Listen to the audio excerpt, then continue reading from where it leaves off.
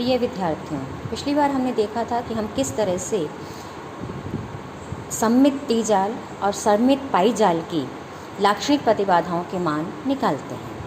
अब हम देखना चाहते हैं कि अगर मेरे पास सममित टी जाल अगर खुले परिपथ और बंद परिपथ की प्रतिबाधाएं इसकी निकाली जाएं, तो इसका सममित टी जाल की ही लाक्षणिक प्रतिबाधा से क्या संबंध हमें प्राप्त होता है। तो अब हम देख रहे हैं आज कि ये मेरे पास एक सममित टी जाल है। इसमें मेरे पास Z1/2 Z1/2 दो ये आउटपुट और इनपुट से देखने पर समान ये सर्किट मुझे दिखेगा टी जाल। यहाँ भी अगर मैं देखूँ इनपुट से तो Z1/2 Z2 और यहाँ भी देखूँ मैं आउटपुट से तो भी Z1/2 Z2, यानी एक सममित जाल है। चाहे मैं निवेशी से देखूँ चाहे मैं निर्गत टर्मिनलों से देखूँ तो ये एक सममित टी जाल है।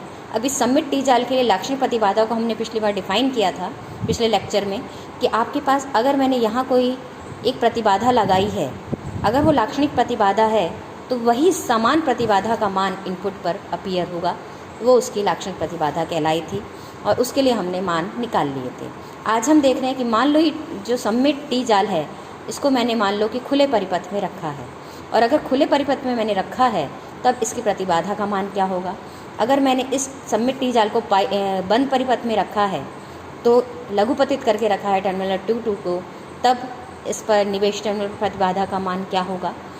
तो दोनों स्थितियों में जब निर्गत टर्मिनल खुले परिपथ में है तब, जब निर्गत टर्मिनल बंद परिपथ में है तब, दोनों स्थितियों में मैंने इनपुट पर यानी टर्मिनल 1 पर प्रतिबाधा का मान ज्ञात किया, और ज्ञात करने के बाद मैं ये देखना चाहती हूँ कि इनका संबंध मुझे लाक्षणिक प्रतिबाधा से क्या मिलता है। तो अब हम काम कर रहे हैं कि मान लिया इसको मैंने सममित जो मेरा टी जाल है इसके 2 टर्मिनल मैंने ओपन रखे हैं और निवेशी टर्मिनल पर मैं प्रतिबाधा का मान निकाल रही हूँ। तो अगर ये टर्मिनल ओपन है तो ये चूँकि एक ही इसका टर्मिनल कनेक्ट होगा, इसलिए ये Z1/2 परिपथ से हट जाएगा, और हट जाएगा तो सिर्फ ये दोनों इम्पीडेंस मेरे पास बचेंगे। और ये दोनों टर्मिनल ये जो दोनों इम्पीडेंस हैं ये चूँकि एक ही सिरे से केवल आपस में जुड़े हुए हैं, इसलिए ये सीरीज़ में है, और सीरीज़ में है इसलिए जो इनपुट पर मुझे प्रतिबाधा मिलेगी, जिसको मैं दिखा रही हूँ कि टी टर्मिनल की प्रतिबाधा ओपन सर्किट के लिए ZTOC, उसका मान मुझे मिल जाएगा Z1/2 + Z2। अब मैंने क्या किया है कि टर्मिनल 2 जो मेरा आउटपुट टर्मिनल है उसको शॉर्ट सर्किट कर दिया है, और इसको शॉर्ट सर्किट करने के बाद मैं यहाँ पर प्रतिबाधा निकालना चाह रही हूँ। तो अगर मैं ये प्रतिबाधा यानी ZTSC का मान निकाल रही हूँ, टी नेटवर्क के लिए शॉर्ट सर्किट के लिए प्रतिबाधा का मान अगर मैं निकालना चाह रही हूँ, तो यहाँ पर ये दोनों जब मैंने इसको शॉर्ट सर्किट कर दिया तो Z1/2 और Z2 जो इम्पीडेंस हैं दोनों समांतर क्रम में आ गए, और इन दोनों का जो समांतर संयोजन है वो Z1/2 के साथ श्रेणी क्रम में आ जाएगा। इसलिए पहले तो हमने निकाला इन दोनों की समांतर क्रम की प्रतिबाधा, जो मेरे पास आएगी वो मेरे पास आ जाएगी Z1/2 Z2 divided by Z2 + Z1/2, और यहाँ पर ये चूँकि इसके साथ सीरीज़ में है इसलिए इसको मैंने जोड़ दिया इसमें, तो Z1/2 प्लस ये जो दोनों का पैरेलल कॉम्बिनेशन का मान था वो मैंने इसमें जोड़ दिया। तो नेट प्रतिबाधा शॉर्ट सर्किट के लिए जो मुझे मिलती है वो हो जाती है Z1 एलसीएम ले लिया मैंने इसका, तो Z1 Z2/2 + Z1² + Z1 Z2/2 और डिवाइडेड में ये टर्म है। अब हम इसको आगे और सॉल्व करते हैं, तो दोनों को मैं गुणा करती हूँ कि Z1SC और Z2SC को जब मैं गुणा करती हूँ तो मुझे क्या मिलता है, अगर मैं ये देखना चाहूँ तो अब यहाँ पर मेरे पास अगर मैं इसको सॉल्व करूँ, दोनों को गुणा करूँ, तो Z2OC और Z1SC को मैंने यहाँ गुणा किया, और गुणा करने पर यहाँ मान रख दिए मैंने। ZTOC का मान मेरे पास था Z1/2 + Z2, और ZTSC का मान मेरे पास था Z1 Z2/2 + Z1² + Z1 Z2/2 divided by Z1/2 + Z2। तो गुणा करने पर ये मान आ गया, इसको मैंने खोल दिया है, और खोलने पर ये मान मेरे पास आ जाता है। लास्ट में सॉल्व कर लिया इसको गुणा करके, और सॉल्व करने पर मेरे पास मान आ जाता है Z1/2 + Z2 तो कट जाएगा तो सिर्फ यही मान बचेगा, और यही मान बचेगा तो मेरे पास बचेगा Z1² + Z1 Z2। और ये मान हम पहले देख चुके हैं पिछले लेक्चर में कि ये सिमेट्रिकल टी नेटवर्क के लिए ये मान है लाक्षणिक प्रतिबाधा के वर्ग का, तो इसको मैंने ZLT² के बराबर कर दिया, यानी ZLT का मान हो गया √Z2OC ZTSC के बराबर। अब यही काम ये संबंध मुझे मिल गया कि टी नेटवर्क के लिए किस प्रकार ओपन सर्किट की प्रतिबाधा और शॉर्ट सर्किट की प्रतिबाधा उसकी लाक्षणिक प्रतिबाधा से जुड़ी हुई होती है। अब हम देखते हैं यही काम पाई जाल के लिए कि पाई जाल के लिए किस प्रकार पाई जाल की जो लाक्षणिक प्रतिबाधा है उसकी शॉर्ट सर्किट प्रतिबाधा और उसकी ओपन सर्किट प्रतिबाधा से जुड़ती है। अब यहाँ पर हमने वही काम जो कि टी नेटवर्क के लिए किया है सिमेट्रिकल, यही काम मैं सिमेट्रिकल पाई नेटवर्क के लिए कर रही हूँ। तो यहाँ पर मैंने सिमेट्रिकल पाई नेटवर्क बनाया है पिछली बार की तरह ही। ये Z1, यहाँ पर 2Z2 इम्पीडेंस और इसी तरह यहाँ पर भी 2Z2 इम्पीडेंस। तो इनपुट से देखूँगी तो भी मुझे समान नेटवर्क दिखेगा और 2 टर्मिनल से देखूँगी तो भी, आउटपुट से देखूँगी तो भी मुझे समान नेटवर्क दिखेगा। अब यहाँ पर मैंने क्या किया, ये टर्मिनल ओपन है और मुझे यहाँ पर इनपुट टर्मिनल पर प्रतिबाधा का मान Z पाई OC निकालना है, यानी पाई जाल के लिए ओपन सर्किट का इम्पीडेंस मुझे निकालना है। और अगर मैं ये मान निकालने जाऊँगी तो ये दोनों मेरे पास Z1 और 2Z2 ये दो इम्पीडेंस, ये दोनों श्रेणी क्रम में हैं और इन दोनों का जो श्रेणी संयोजन है वो इस वाले 2Z2 के साथ समांतर क्रम में आ जाएगा। इसलिए नेट प्रतिबाधा हो जाएगी 2Z2 into Z1 plus 2Z2 divided by 2Z2 plus Z1 plus 2Z2, यानी ओवरऑल इसको हमने खोला, सॉल्व किया तो मेरे पास आ गया 2Z1 Z2 plus 4Z2 square divided by Z1 plus 4Z2। अब मैंने क्या किया है, इन 2 टर्मिनल को शॉर्ट सर्किट कर दिया है और जैसे ही मैं शॉर्ट सर्किट करती हूँ ये वाला 2Z2 सर्किट से हट जाएगा और हट जाएगा तो सिर्फ 2 ही इम्पीडेंस बचेंगे, 2Z2 और Z1, और ये दोनों परस्पर समांतर क्रम में आ जाएंगे। ये वाला टर्मिनल, एक टर्मिनल इधर से जुड़ा हुआ मुझे दिख रहा है और दूसरा टर्मिनल इधर से 2 टर्मिनल से होकर यहाँ से जुड़ जाएगा। तो यानी दोनों टर्मिनल इम्पीडेंस के दोनों आपस में जुड़े हुए हैं, तो ये समांतर क्रम में है। अब समांतर क्रम के लिए मेरे पास जो इम्पीडेंस का मान आता है वही Z पाई अस्सी हो जाएगा, यानी कि ये मान हो जाएगा Z1 into 2Z2 divided by Z1 plus 2Z2।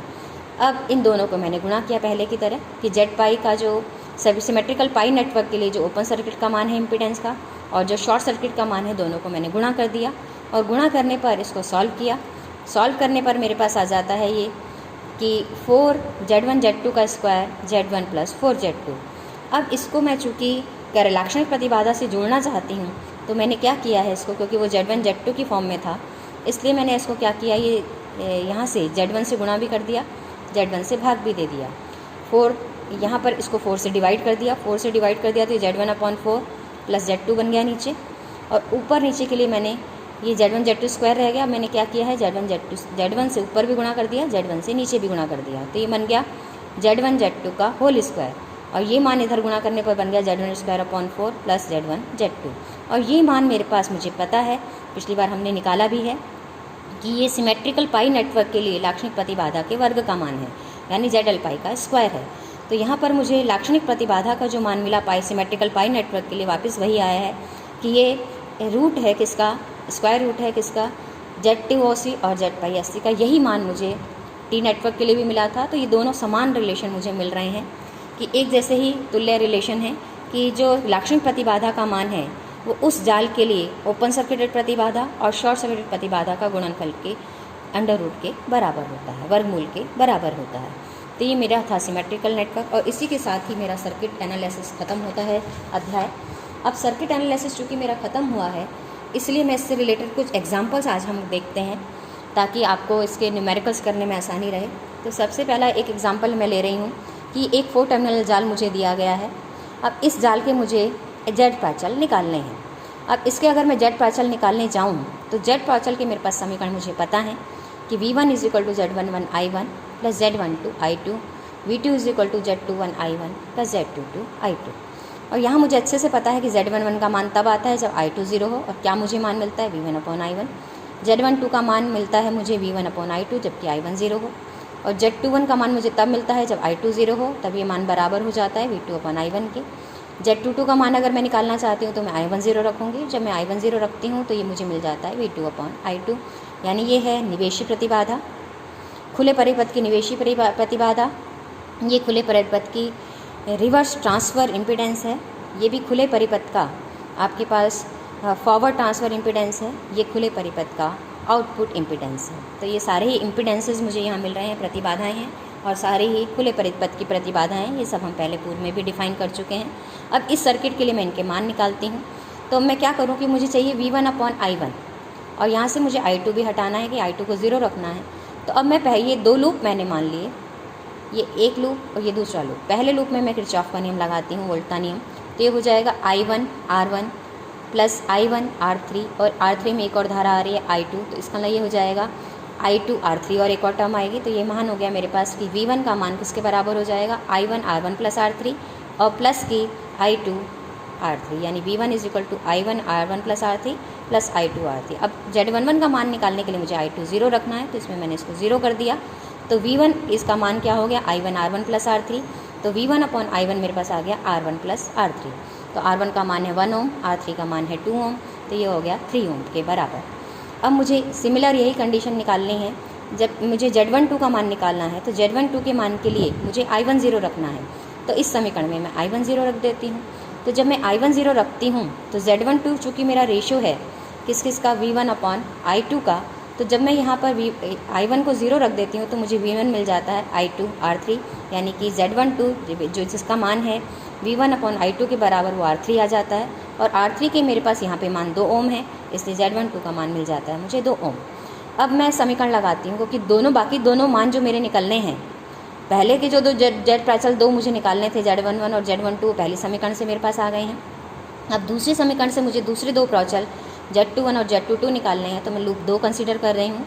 इस लूप 2 में वापस मैं किरचॉफ का वोल्टा नियम लगाती हूँ, तो मुझे क्या मिलेगा, I2 R2 प्लस R3 और इसमें एक और धारा यानी I1 R3 और है। तो समीकरण मेरे पास हो जाएगा कि V2 is equal to I2 R2 plus R3, I2 R2 plus R3 plus I1 R3। तो ये समीकरण मेरे पास V2 के लिए आ गया। अब यहाँ पर मुझे जब Z21 का मान निकालना है तो मुझे I2 0 रखनी है। तो इसमें जब मैं I2 0 रखती हूँ तो ये V2 का मान मिल जाता है I1 R3, यानी Z21 का मान जो मेरे पास V2 अपॉन I1 के बराबर है वो R3 के बराबर आ जाएगा। और R3 यहाँ पर 2 ओम है, इसलिए Z21 का मान मुझे मिल गया 2 ओम के बराबर। अब अगला हम देखें कि जो नेक्स्ट मुझे निकालना है वो Z22 निकालना है। और Z22 का मान है V2 अपॉन I2, जबकि I1 का मान 0 हो। तो अब इस समीकरण में मैं I1 का मान 0 रख देती हूँ। जब मैं इसमें I1 का मान 0 रखती हूँ तो V2 मुझे मिल जाएगा I2 R2 प्लस R3, यानी V2 अपॉन I2 जो कि मेरा Z22 है किसके बराबर होगा, R2 प्लस R3 के बराबर होगा। यहाँ पे मुझे R2 दिया गया 1 ओम, R3 दिया गया 2 ओम, तो 1 प्लस 2 यानी 3 ओम। तो ओवरऑल चारों मान मुझे मिल गए। तो पहला मान आया Z11 बराबर 3 ओम, Z12 बराबर 2 ओम, Z21 भी 2 ओम और Z22 बराबर 3 ओम। तो ये था मेरा कि किस प्रकार से मैं Z प्राचल निकालती हूँ। अब एक और उदाहरण हम देख रहे हैं जिसमें मैंने निकाले हैं H प्राचल। तो एक सर्किट मुझे दिया गया है, इसमें मुझे H प्राचलों के मान निकालने हैं। और H प्राचलों के समीकरण मुझे मालूम है कि V1 is equal to H11 I1 plus H12 V2 और I2 is equal to H21 I1 plus H22 V2। और ये मुझे मालूम है कि H11 का मान मुझे मिलेगा V1 अपॉन I1 के बराबर, जबकि V2 0 हो। H12 का मान मिलेगा जब I1 0 हो, V1 अपॉन V2 के बराबर। H21 का मान मुझे मिलेगा I2 अपॉन I1 जबकि V2 0 हो। और H22 का मान मिलेगा जब मुझे I1 0 हो, यानी I2 अपॉन V2 के बराबर। तो ये सब मान हम निकाल सकते हैं। तो अगर अब पहली कंडीशन मेरे में मैंने देखी है कि 2 में तो V2 0 है मेरे पास और 2 में I1 0 है।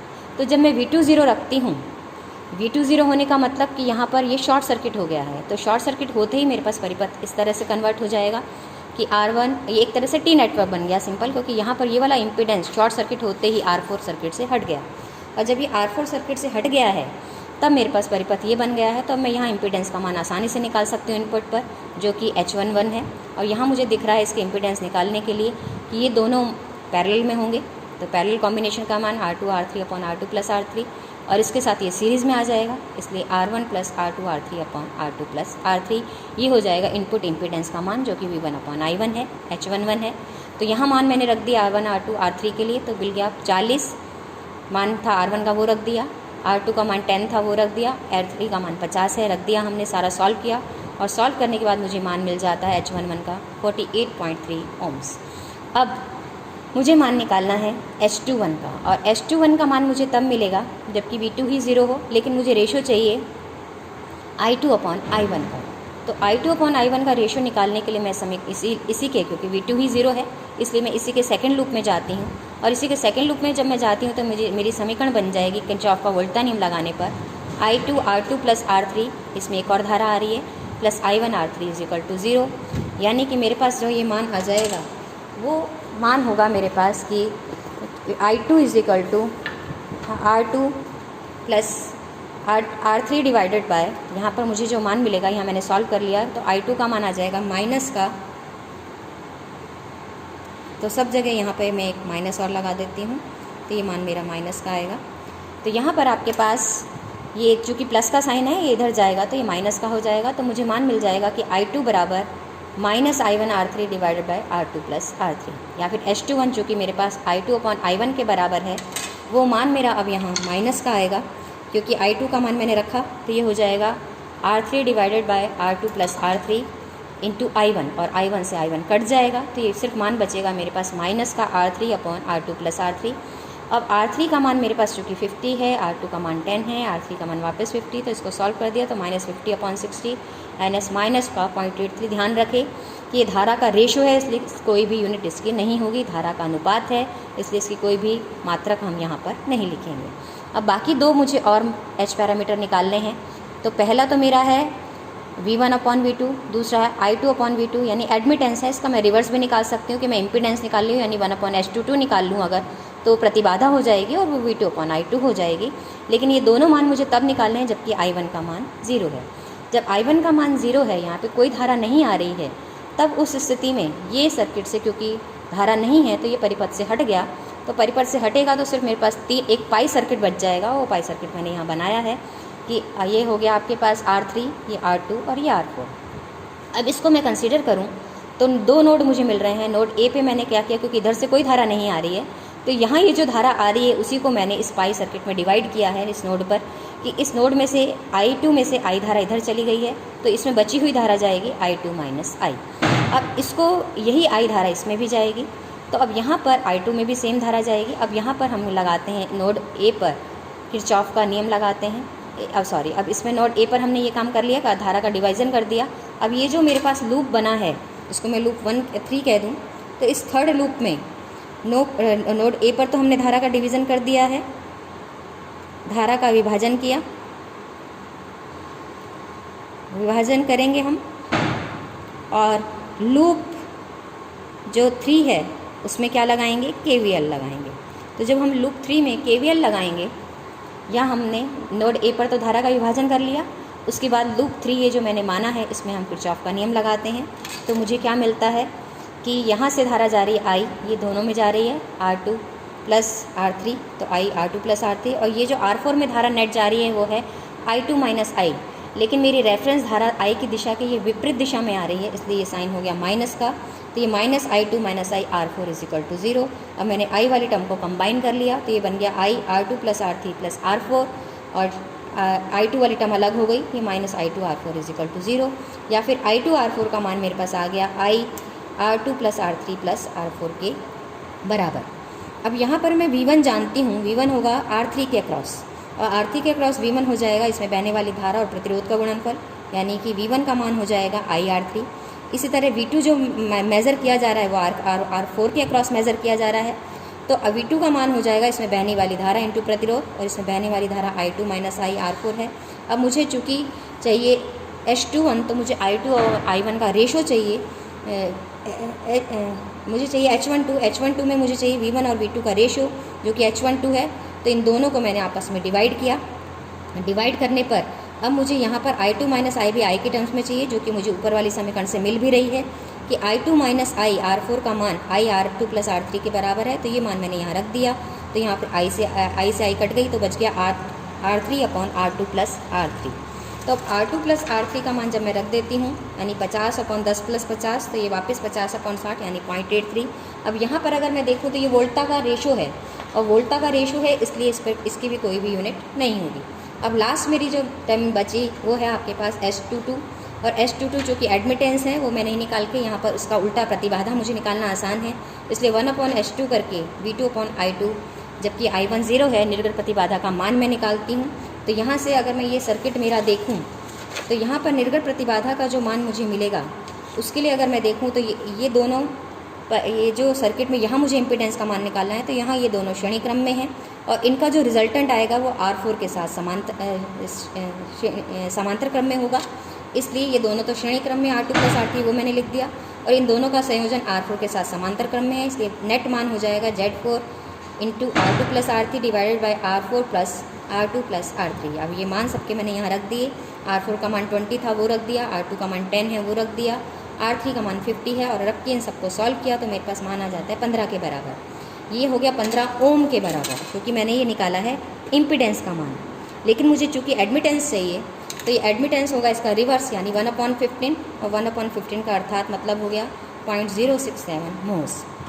तो ये था हमारा पहला जिसके हमने कुछ एग्जाम्पल, पहला चैप्टर सर्किट एनालिसिस, इसके हमने कुछ एग्जाम्पल्स भी देखे। तो इस पर आधारित अब मैं आपको कुछ असेसमेंट दूंगी, वो आप प्रयास करेंगे करने का। और अगली बार हम शुरू करेंगे नेटवर्क थ्योरम्स क्या हैं और वो किस तरह से मुझे सर्किट एनालिसिस में आसानी प्रदान करती हैं, सरलता प्रदान करती हैं, वो हम देखेंगे अपने अगले लेक्चर में। धन्यवाद।